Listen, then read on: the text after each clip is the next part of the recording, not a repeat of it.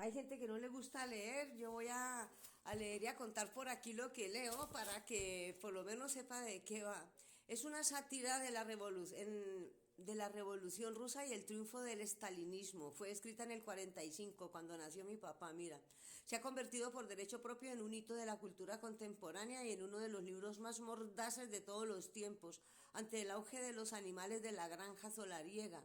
Pronto detectamos las semillas del totalitarismo. Es una organización aparentemente ideal y en nuestros líderes más carismáticos la sombra de los opresores más crueles. Con solo el prólogo usted ve que parece que los tiempos no han andado, que no hemos evolucionado y que no estamos en el futuro de ellos. Imagínate. El hombre quería publicar ese libro y nadie se lo publicaba por el concepto que tenía el libro y tal, ¿no? Entonces uno lo publicó por idealismo y luego dice que se lo llevó a otro editor, pero decidió consultarlo ese editor con el Ministerio de Información y ese Ministerio de Información le previno o le aconsejó en contra de su publicación. Aquí hay un extracto de la carta. He aludido a la reacción que obtuve de un importante funcionario del Ministerio de Información a propósito de rebelión en la granja. Debo confesar que la opinión que expresó me ha dado mucho que pensar.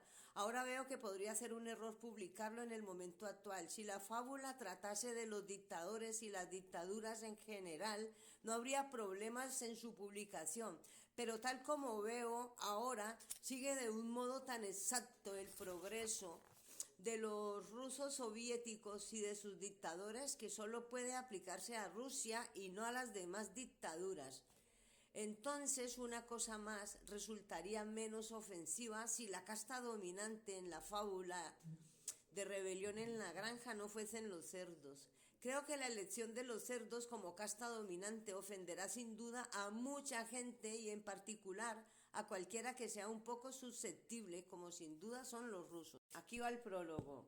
Cosas así no son un buen síntoma. Obviamente no es deseable que un departamento gubernamental tenga capacidad censora, salvo en casos concernientes a la seguridad, a lo que nadie se opone en tiempos de guerra, sobre libros no subvencionados oficialmente, pero el principal peligro para la libertad de expresión y de pensamiento en este momento no es la injerencia del Ministerio de Información o de cualquier otro organismo oficial. Si los editores se esfuerzan en no publicar libros sobre determinados asuntos, no es por miedo a ser procesados, sino por temor a la opinión pública. En este país la cobardía intelectual es el peor enemigo al que tiene que enfrentarse un escritor o periodista, y ese hecho no parece haber recibido la atención que merece. Cualquier persona ecuánime con experiencia periodística admitirá que durante la guerra la censura oficial no ha sido demasiado quisquillosa. No hemos sido sometidos a la coordinación totalitaria que habría sido razonable esperar. La prensa tiene algunos motivos de queja justificados, pero en conjunto el gobierno se ha comportado bien y ha sido sorprendentemente tolerante con las opiniones minoritarias. Lo siniestro de la censura literaria en Inglaterra es que en su mayor parte es voluntaria. Las ideas impopulares pueden silenciarse y los hechos inconvenientes mantenerse en la oscuridad, sin necesidad de prohibición oficial. Cualquiera que haya vivido lo bastante en un país extranjero conocerá ejemplos de noticias que habrían merecido grandes titulares y que la prensa británica decidió silenciar, no debido a la intervención del gobierno, sino a un acuerdo tácito general que no convenía aludir a ese hecho concreto. Por lo que se refiere a los diarios es fácil de entender. La prensa británica está muy centralizada y la mayor parte se halla en manos de personas adineradas que tienen todo tipo de motivos para no ser honrados respecto a ciertas cuestiones de importancia. Pero la misma censura velada funciona también en los libros y las revistas, igual que en las obras de teatro, la radio y las películas. En cualquier momento determinado hay una ortodoxia, una serie de ideas que se considera que las personas bien pensantes aceptarían sin discusión. No es que esté prohibido decir esto, aquello o lo otro, sino que no se hace. Igual que en plena época victoriana, aludir a los pantalones en presencia de una dama era algo que no se hacía. Cualquiera que desafíe la ortodoxia dominante se ve silenciado con una eficacia sorprendente. Casi nunca se presta atención a una opinión pasada de moda, ni en la prensa popular ni en las revistas intelectuales. En este momento lo que exige la ortodoxia dominante es una admiración acrítica de la Rusia soviética. Todo el mundo lo sabe y casi nadie hace nada al respecto. Cualquier crítica sería del régimen soviético, cualquier revelación de algún hecho del gobierno soviético preferiría mantener oculto, es prácticamente impublicable.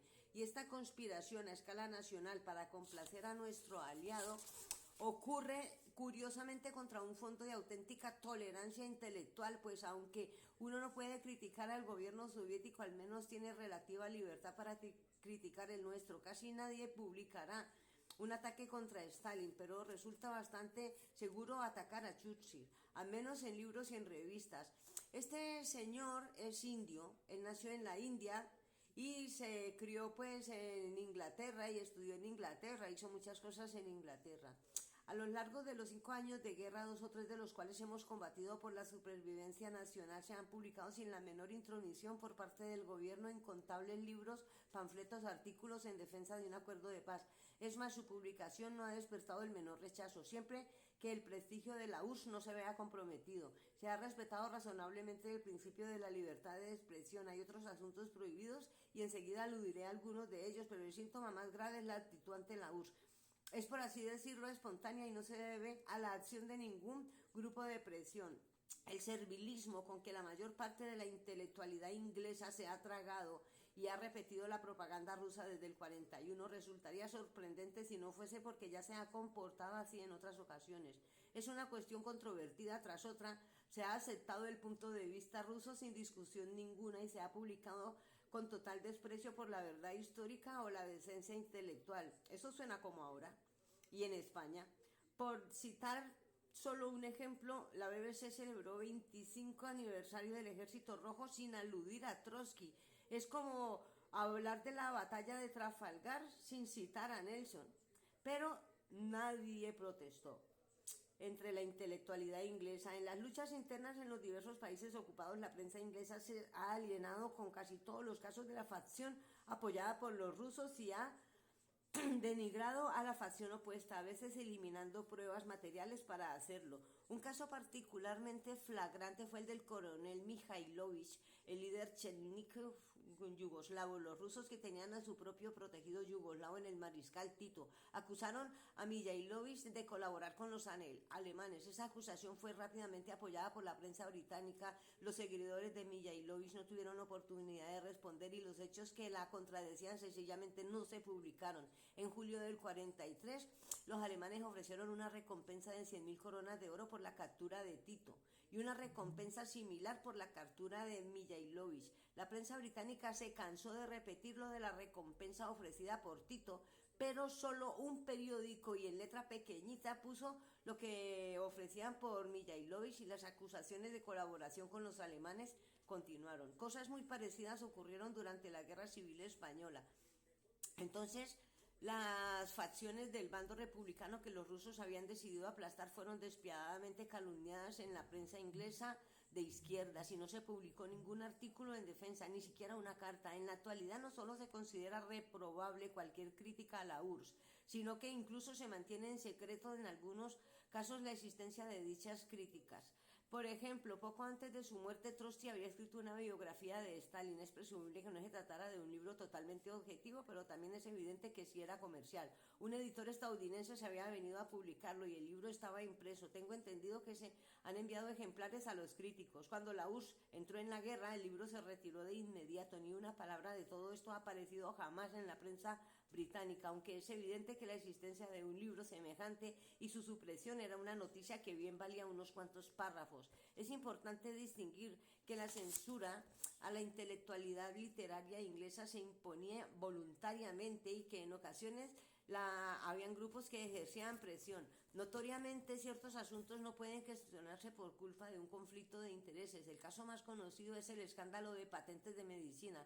Por otro lado, la Iglesia Católica tiene considerable influencia en la prensa y puede silenciar hasta cierto punto las críticas. Casi nunca se da publicidad a un escándalo en el que esté implicado un sacerdote católico. Mientras que cualquier sacerdote anglicano que se meta en líos, por ejemplo, el vicario de Steve Cave, pasa directamente a los titulares. Es muy raro ver en el cine o en el teatro una obra de tendencia anticatólica. Todos los actores saben que una obra teatral o una película que se mofe de la Iglesia Católica es probable que sufra el boicot de la prensa y acabe en un fracaso. Por eso este tipo de cosas son inofensivas o al menos comprensibles, pero cualquier gran